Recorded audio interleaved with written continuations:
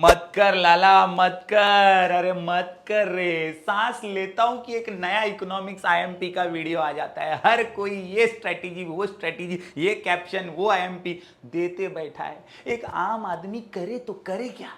अरे भाई साहब, करना आपको यही है कि खुद का दिमाग भी थोड़ा चलाना है यार। बोर्ड जो है ना वो सिंप्लीफाई करके चीजें बताता है, लेकिन हम बहकावे में, डिस्ट्रैक्शन में बस आईएमपी आईएमपी आईएमपी के चक्कर में फंसे रह जाते हैं यार। अग्री डिसएग्री की बात करूं ना, एनालिसिस आपके सामने है। कई बार आपको लोग गुमराह कर देते हैं ये बोल के कि यार माइक्रो से ही आएगा, मैक्रो से ही आएगा, खाली माइक्रो पढ़ ले, इतना वेटेज है कि भाई तेरा पार हो जाएगा बेड़ा। लेकिन ऐसा नहीं है बॉस। इकोनॉमिक्स ओसीएसपी नहीं है। इकोनॉमिक्स के अंदर आपको स्पेसिफिक कॉन्सेप्चुअल क्लैरिटी के साथ चैप्टर्स पढ़ने ही पड़ेंगे, तब जाकर के आप पेपर पूरा अटेम्प्ट कर पाएंगे। क्योंकि अगर आप एनालिसिस को देखें ना, हर क्वेश्चन में, क्वेश्चन 2 से लेकर क्वेश्चन 6 तक, हर क्वेश्चन में माइक्रो के भी और मैक्रो के भी क्वेश्चन आते हैं। कहीं पे ऐसा नहीं होता कि 3 इधर से आएगा, 2 इधर से आएगा, तो ये 3 कर लिया तो पार हो जाएगा। ऐसा नहीं होता है। माइक्रो मैक्रो का मिक्सचर से पेपर बनता है, और इसीलिए आपको दोनों की कॉन्सेप्चुअल क्लैरिटी बहुत जरूरी है। जी हाँ, 1 2 3 ये चैप्टर्स बहुत इंपॉर्टेंट हैं।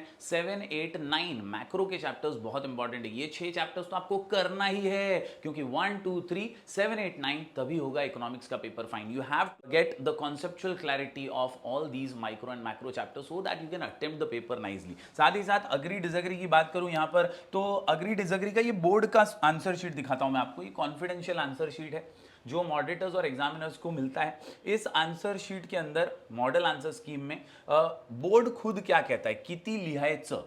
तो अग्री डिसएग्री की बात करें ना बॉस, तो अग्री डिसएग्री में अगर आप पास पेपर्स भी देखेंगे, मैंने टेलीग्राम चैनल पर भी डाला हुआ है, मेरे इंस्टाग्राम बायो पे एवरीथिंग इन इकोनॉमिक्स में भी सारे पीडीएफ्स हैं। अगर वहां से आप देखेंगे तो आपको समझ में आएगा कि 1 mark is for writing correct agree and disagree and 3 marks for correct reason. बराबर। अब वो क्या बोलता है, कितना रीजन लिखने का, तो 1 मार्क तो आई अग्री का मिल गया। बोर्ड बोलता है कि यार explain of any 3 points is expected. Explanation of any 3 points म्हणजे 3 मार्क जे रीजन साठी आहेत ना, वो 3 मार्क्स तेरे को 3 अच्छे से पॉइंट एक्सप्लेन करने का मिल जाएगा। हालांकि हर एग्जामिनर, हर मॉडरेटर ये एडवाइस करता है कि मिनिमम 4 पॉइंट तो लिख, लेकिन आपको उससे ज्यादा फेकोलॉजी ठोकोलॉजी करने की जरूरत नहीं है। तो यार इसी तरह से आप पेपर लिखिए, एग्जामिनर को जो चाहिए उस तरह से तैयारी कीजिए, ताकि आप एग्जाम को रॉक कर पाए। डिस्ट्रैक्ट मत होइए।